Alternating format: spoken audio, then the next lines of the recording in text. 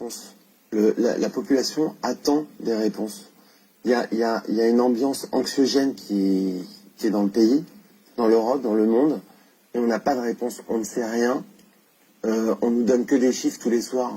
À 7h, 7h15, on nous donne des chiffres de morts, de vivants, on a besoin on a des questions toute la journée, on nous demande des choses, on n'a pas de réponse. Si vous aviez Emmanuel Macron face à vous, qu'est-ce que vous lui demanderiez? La première question... Moi, je lui demanderais tout de suite en tant que pharmacien, ouais.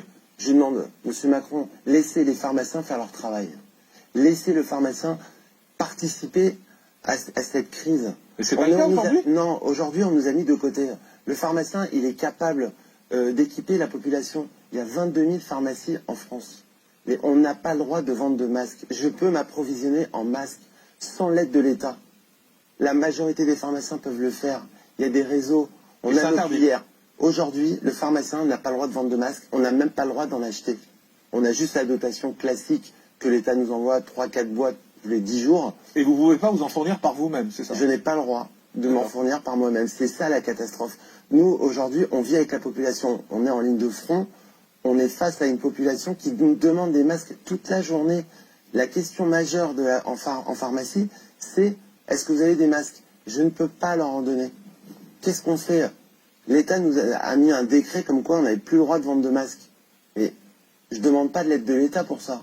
Nous, les pharmaciens, on est capable d'acheter. On a nos filières d'approvisionnement. On nous propose des masques toute la journée. Et il faut savoir qu'il n'y a pas de hors de masque. Hors de prix? Pas du tout. Un prix classique du marché. Le prix classique du marché. Un masque aujourd'hui, ça vaut à l'achat peut-être en Chine, un peu plus de 50 centimes. Excusez-moi Bruno Felouche, je comprends rien à ce que vous êtes en train de me dire. Ça fait 3 semaines qu'on nous dit partout qu'il n'y a pas de masque, qu'on n'en trouve pas, etc. Vous arrivez sur ce plateau, vous dites, mais moi des masques, j'en ai quand vous voulez. Quand vous voulez, j'ai des masques. Oui, il y a des grandes entreprises aujourd'hui en France qui ont réclamé de pouvoir acheter des masques. Ils les ont eus. Il y a des transporteurs qui amènent des masques en France. Le seul problème, c'est que...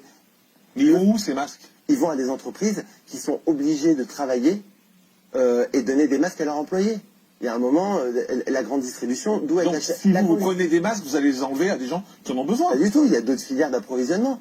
Il y a des labos qui fabriquent des masques en Chine, il y a des labos qui peuvent nous amener des masques en France, et le pharmacien peut participer.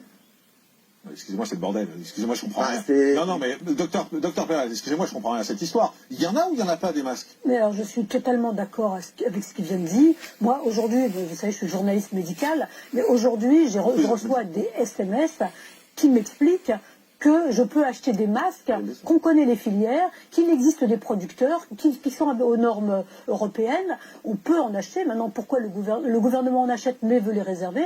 Mais moi, je trouve que cette histoire de masques est la plus scandaleuse depuis le début de cette épidémie. Moi, je propose, excusez-moi, moi je propose à la limite que l'État veuille s'occuper de l'hôpital. Avec plaisir, au contraire, alors, ils pourront acheter des masques pour l'hôpital, mais nous, laisser le pharmacien s'occuper de la population, c'est notre métier.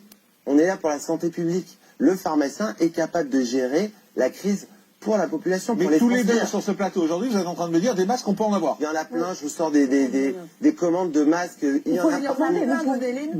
Oui, non, mais oui. Non, j'ai pas le droit, je n'ai pas le droit. Moi, j'ai des fournisseurs de masques qui me demandent, est-ce que tu veux des masques? Je leur dis, je ne peux pas en vendre. Docteur Pérez, expliquez-moi. La doctrine de ce gouvernement sur les masques est chaotique depuis le début de l'épidémie. Et la chose la pire qui a été faite, c'est M. Castaner qui a voulu interdire les arrêtés des maires qui demandaient que toutes les personnes portent des masques dans l'espace public.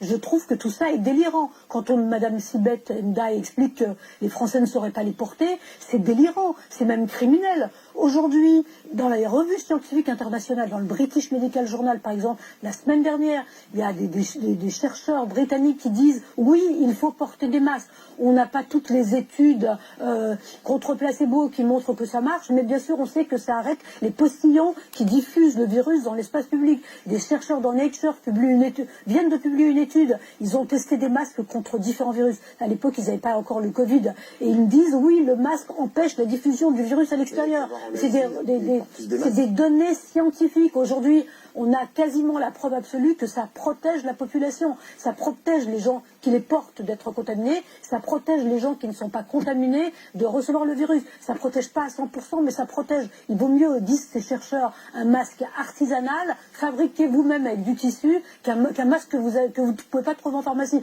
La doctrine, elle est claire. Je ne comprends pas pourquoi cette doctrine, elle n'est pas appliquée. Comme je vous le disais tout à l'heure, moi, des amis m'ont dit, si tu connais des gens qui ont besoin de masques, voilà, j'ai une filière en Chine. Donc, si monsieur est pharmacien, il doit l'avoir encore plus souvent que moi, ce genre de réflexion. Mais alors, quel est le problème? Expliquez-moi, parce que moi, je ne comprends pas. Quel est le problème? S'il y a des masques, pourquoi est-ce qu'on ne peut pas les avoir? Le prix, peut-être? Est-ce que la France est prête à payer un prix qui a été augmenté depuis quelques mois? Il faut reconnaître qu'il y a une demande mondiale. Un des rares fabricants au monde, c'est la Chine. Est-ce que aujourd'hui... Et vous me dites que vous avez des masques qui sont en gros dans la moyenne... Oui, le masque, dans la moyenne des prix. Un masque, ça ne coûtait pas ce prix-là. Aujourd'hui, la demande est beaucoup plus importante.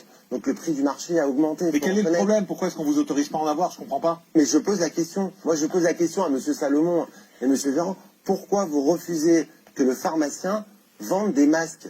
Laissez-nous...